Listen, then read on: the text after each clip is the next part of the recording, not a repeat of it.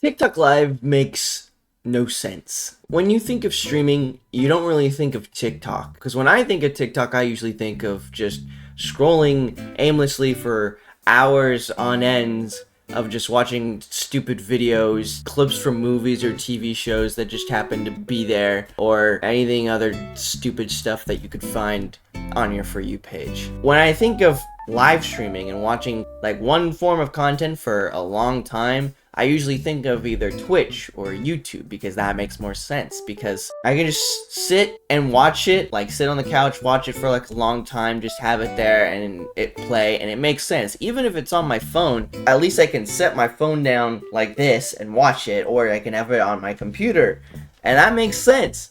But TikTok Live doesn't make too much sense because it's a vertical format, and I don't know anyone who wants to watch a live stream of something like that for a long time, just holding your phone in front of you like this, just watching the same thing all day, when you could just have it like this and then prop it up somewhere and just sit and watch. That's what I do when I drive.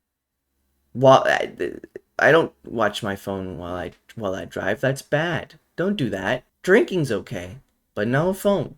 No phone while driving, kids. TikTok Live is just kind of weird because, first of all, there's like no real content that you can really watch and enjoy it, I think.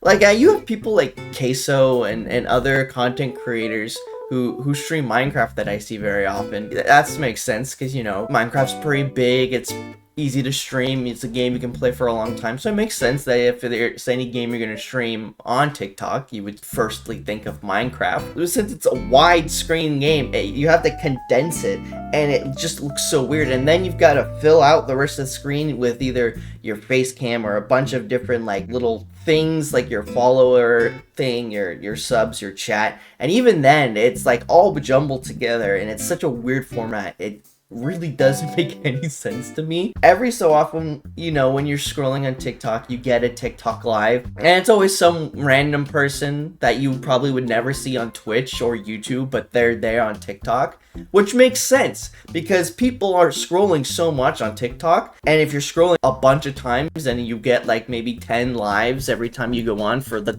10 minutes you're on every other 10 minutes of your life, it makes sense that you would want to stream on TikTok because more people are viewing multiple things on that app, so you're going to be able to get more viewers. You can't really get that with Twitch or with YouTube, because with YouTube most people just search exactly what they want to search for and they find it. And even with Twitch, like if you're done watching a streamer, you can scroll through the category and find like random people, but again, you see the view count. If it's like only one viewer, you're most likely not gonna watch it, which is why you're probably not watching this video right now, if you are.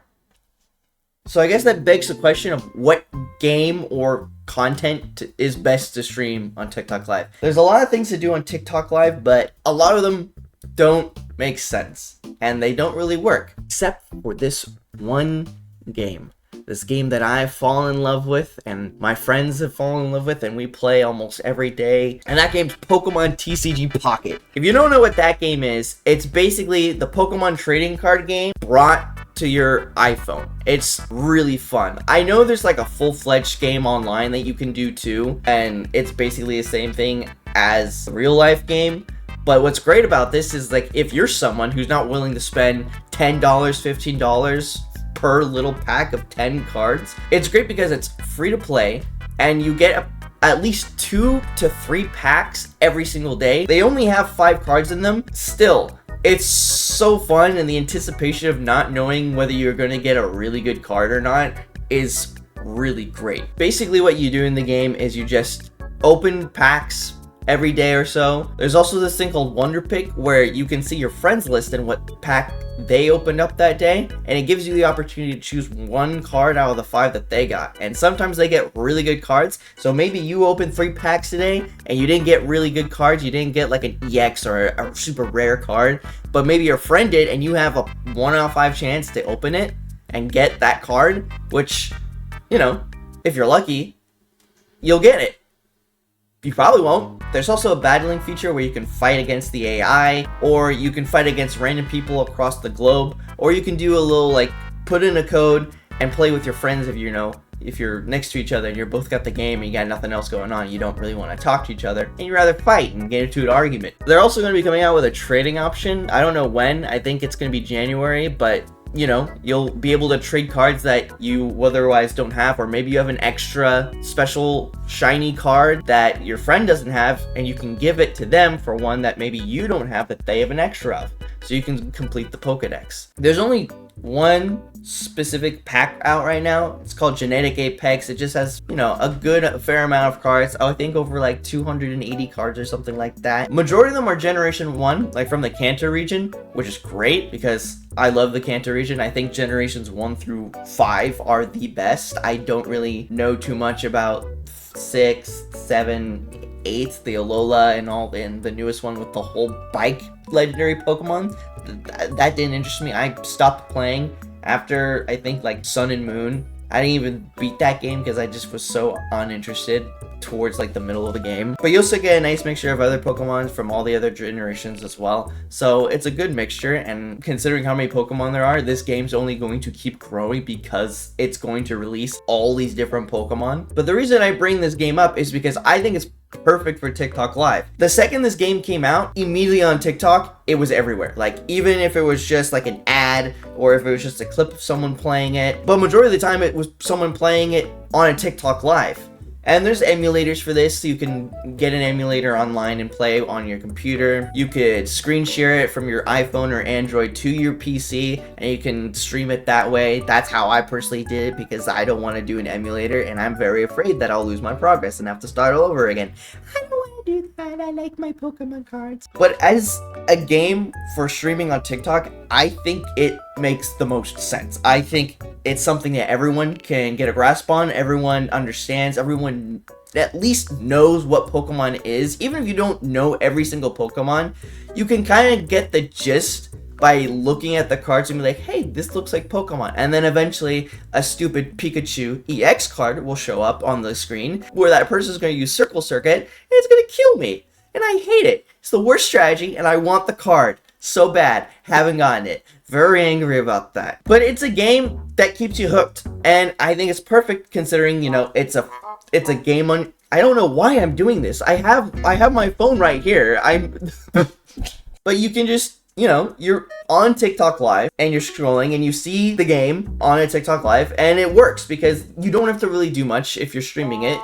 Probably a good idea to put your face cam because, people will, I feel, gravitate towards you more if you have a face cam on. But if it's a game that you like and you love Pokemon, which I feel like a majority of the people on the internet who like gaming have played Pokemon or have watched someone play Pokemon and enjoy it, it just kind of makes sense to me. If you play Pokemon TCG Pocket and you see it on your screen when you're, doom scrolling on TikTok, you're gonna watch it, because that's what I do. Anytime I'm on TikTok and I see a TikTok Live where someone's streaming Pokemon TCG Pocket, I'll watch it for a while. Majority of the times I would just skip it because it doesn't interest me. But because it's something that I play and the format fits and it makes sense, I want to stick around. I want to see the person do a card battle and play and see what cards they have in their deck and their strategy. It's really fun to watch. I actually did stream on TikTok Live on my TikTok account, which you guys should go follow, because even you're just gonna rewatch majority of the stuff I put on my YouTube shorts, but you can still watch it over there. It's still pretty cool. But when I streamed it, it worked. The format was great. I didn't feel weird if I was trying to stream Minecraft on TikTok and squish everything into that vertical format. And I would say TikTok Live kind of makes a little sense, especially for small streamers, because at the end when it showed me my stats and everything, I got like 100 people tuned in. Maybe they didn't stay, but at least they saw what I was doing, that I got my name out there. People saw who I was. 100 more people saw that than they would if I was streaming on Twitch or something. I think also in general, Pokemon as a game just works best for TikTok. I've seen people play like just any kind of Pokemon video game, such as like Heart Gold, Soul Silver, Black and White 2, Diamond, Platinum. Because most of the time when people stream that game on Twitch, you got the top screen which has the Pokemon battle and, you know, them walking around and everything. And then the bottom part is where you can choose which Pokemon you're gonna use, your bag, and all that kind of stuff.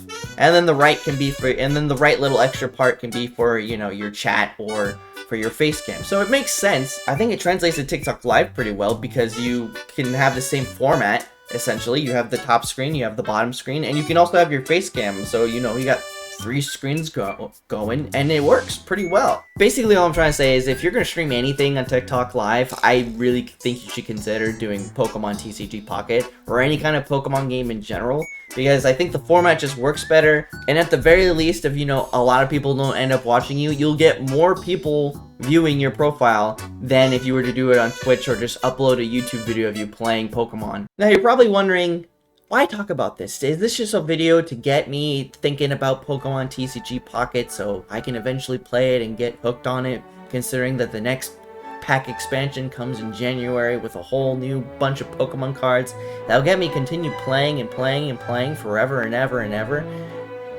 Well, yeah, you should. That's exactly what this video is meant to make you do. Forget streaming TikTok Live. Go play Pokemon. Play Pokemon. Play Pokemon!